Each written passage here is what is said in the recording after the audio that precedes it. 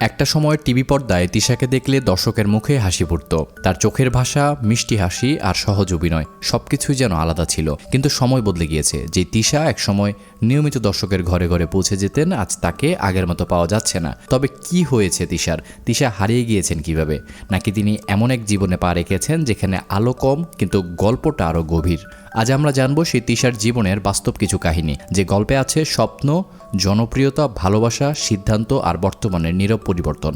নুসরাত ইমরোজ তিশা বাংলাদেশের বিনোদন জগতের এমন এক নাম যাকে শুধু অভিনেত্রী বললে আসলে কম বলা হবে। কারণ তিনি এমন একটা সময়ের মুখ যখন বাংলা নাটক মানেই ছিল পরিবারের সঙ্গে সবাই মিলে একসাথে টিভির সামনে বসে তার নাটক এনজয় করা।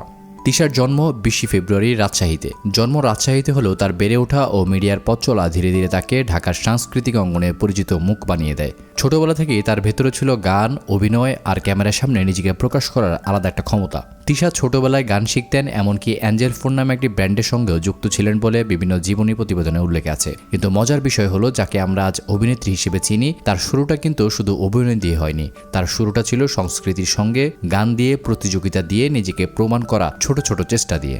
শিক্ষা জীবনের কথায় আসলে তিশার নামের সঙ্গে নর্থ সাউথ ইউনিভার্সিটির কথাও পাওয়া যায়। অর্থাৎ তিনি শুধু ক্যামেরার সামনে নিজেকে তৈরি করেননি, নিজের পড়াশোনার দিকেও মনোযোগী ছিলেন। এবার আসি তার ক্যারিয়ারের প্রথম বড় মোড়ে। তিশা আলোচনায় এসেছিল ছোটবেলা থেকেই। নতুন কুড়ি প্রতিযোগিতা তার জীবনের একটি গুরুত্বপূর্ণ ধাপ হিসেবে পরিচিত। এরপর 1998 সালে 7 প্রহরের কাব্য নাটকের মাধ্যমে টেলিভিশনের পর্দায় তার অভিনয় যাত্রার কথা উল্লেখ করা হয়। কিন্তু তখন কেউ হয়তো ভাবতে পারেনি এই মেয়েটি একদিন বাংলা নাটকের সবচাইতে চাহিদা সম্পন্ন মুখগুলোর একজন হয়ে উঠবেন।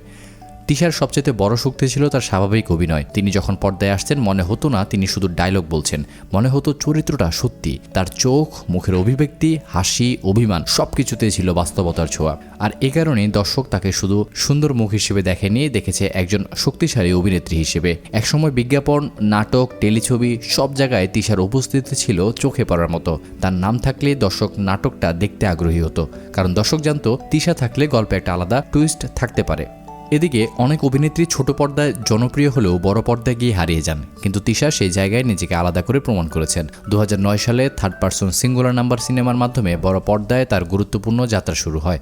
এরপর টেলিভিশন, অস্তিত্ব, ডুব, হালদা, মুজিব, একটি জাতির উপকার, এমন অনেক আলোচিত কাজের সঙ্গে তার নাম যুক্ত হয়। হালদা চলচ্চিত্রে অভিনয়ের জন্য তিনি জাতীয় চলচ্চিত্র পুরস্কার পেয়েছেন বলেও প্রথম আলোর প্রতিবেদনে উল্লেখ আছে। মানে তিশা শুধু নাটকের জনপ্রিয় মুখ ছিলেন না, তিনি সিনেমাতেও নিজের জায়গাটা তৈরি করেছেন। এবার আসি তার ব্যক্তিগত জীবনের সবচেয়ে আলোচিত অধ্যায় নিয়ে। নুসরাত ইমরোজ তিশা বিয়ে করেছেন জনপ্রিয় নির্মাতা মোস্তফা সরোয়ার ফারুকীকে। তাদের বিয়েটি হয় 2010 সালের 16 জুলাই। দ্য ডেইলি স্টারের প্রতিবেদনে বলা হয়, কয়েক বছরের সম্পর্কের পর তারা বিবাহ বন্ধনে আবদ্ধ হয়েছিল। এই বিয়েটা শুধু একজন অভিনেত্রী আর একজন নির্মাতার বিয়ে ছিল না, অনেকের চোখে এটা ছিল বাংলাদেশের সৃজনশীল জগতের দুই পরিচিত মানুষের একসঙ্গে পথ চলা। ফারুকী যেমন গল্প বলার আলাদা ভাষা তৈরি করেছেন, তিশাও অভিনয়ের মাধ্যমে চরিত্রকে জীবন্ত করার আলাদা ক্ষমতা দেখিয়েছেন। তাই তাদের সম্পর্ক নিয়েও দর্শকের আগ্রহ সবসময় ছিল। কিন্তু প্রশ্ন হলো, বিয়ের পর তিশার জীবনে কি বদলে যায়? তিশার জীবন কি আসলে বদলে যায়? হ্যাঁ, বদলে গিয়েছিল। তবে সেটা হারিয়ে যাওয়ার মতো বদল নয়, বরং আরও পরিণত হওয়ার মতো বদল। বিয়ের পরও তিশা কাজ করেছেন, সিনেমা করেছেন, গুরুত্বপূর্ণ চরিত্র করেছেন। তবে আগের মতো নিয়মিত সব ধরনের নাটক বা কাজ করতে দেখা যায়নি। কারণ একজন শিল্পীর জীবনে একটা সময় আসে যখন তিনি শুধু বেশি কাজ করতে চান না, বেছে বেছে কাজ করতে চান। এরপর আসে তিশার জীবনের সবচাইতে কোমল অধ্যায়, মা হওয়া। 2022 সালের 5 জানুয়ারি তিশা ও ফারুকীর ঘরে জন্ম নেয় তাদের মেয়ে ইলহাম নুসরাত ফারুকী। প্রথম আলো জানিয়েছে তাদের প্রথম সন্তানের জন্ম হয় ঢাকার একটি হাসপাতালে এবং মেয়ের নাম রাখা হয় ইলহাম নুসরাত ফারুকী। মা হওয়ার পর একজন নারীর জীবন যেভাবে বদলে যায়, তিশার জীবনেও সেভাবে পরিবর্তন এসেছে। শুটিং, ক্যামেরা, আলো সবকিছুর পাশাপাশি জীবনে জায়গা করে নেয় পরিবার, সন্তান এবং নতুন দায়িত্ব। এখানেই অনেক দর্শক ভুল বোঝে। তারা ভাবে তিশা হয়তো হারিয়ে গিয়েছেন, কিন্তু আসলে তিশা হারিয়ে যাননি, তিনি নিজের জীবনকে নতুনভাবে সাজিয়েছেন।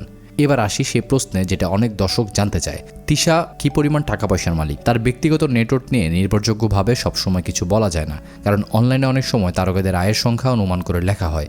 তার ব্যক্তিগত নেটওয়ার্ক নিয়ে নির্ভরযোগ্যভাবে সবসময় কিছু বলা যায় না, কারণ অনলাইনে তাদের আয় অনেক সময় অনুমান করা যায় না। তবে সাম্প্রতিক পাবলিক অ্যাসেট ডিক্লারেশন নিয়ে দ্য ডেইলি স্টারের 2026 সালের প্রতিবেদনে বলা হয়েছে, 2025 সালের 30 জুন পর্যন্ত তিশার মোট ঘোষিত সম্পদের পরিমাণ দাঁড়ায় 2,99,79,501 টাকা। কিন্তু এখানে একটা বিষয় মনে রাখতে হবে, একটা ঘোষিত সম্পদের হিসাব পুরো জীবনের আয়ের হিসাব নয়।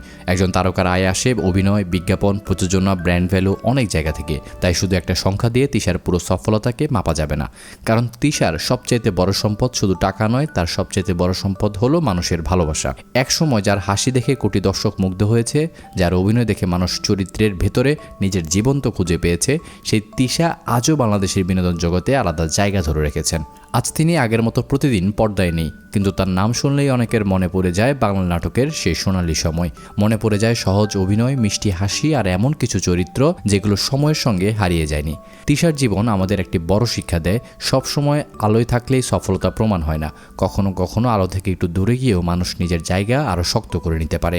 তিনি একজন অভিনেত্রী, একজন স্ত্রী, একজন মা, একজন প্রযোজক, আর সবচেয়ে বড় কথা, তিনি এমন একজন শিল্পী যাকে দর্শক শুধু দেখেনি, অনুভবও করেছে।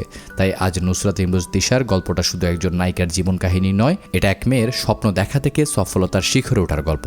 এটা ভালোবাসা, পরিবার, সিদ্ধান্ত আর বদলে যাওয়া সময়ের গল্প। আর এই গল্পের সবচেয়ে সুন্দর জায়গা হলো, তিশা হয়তো আগের মতো নিয়মিত পর্দায় নেই, কিন্তু দর্শকের মনে তার জায়গাটা এখনও আগের মতোই আছে। আর এইটাই একজন সত্যিকারের শিল্পীর সবচেয়ে বড় জয়। এই ছিল আমার কাছে থাকা সর্বশেষ নুসরাত ইমরোজ তিশার আপডেট। এতক্ষণ মনোযোগ দিয়ে ভিডিওটি দেখার জন্য আপনাকে জানাচ্ছি বিশেষ ধন্যবাদ।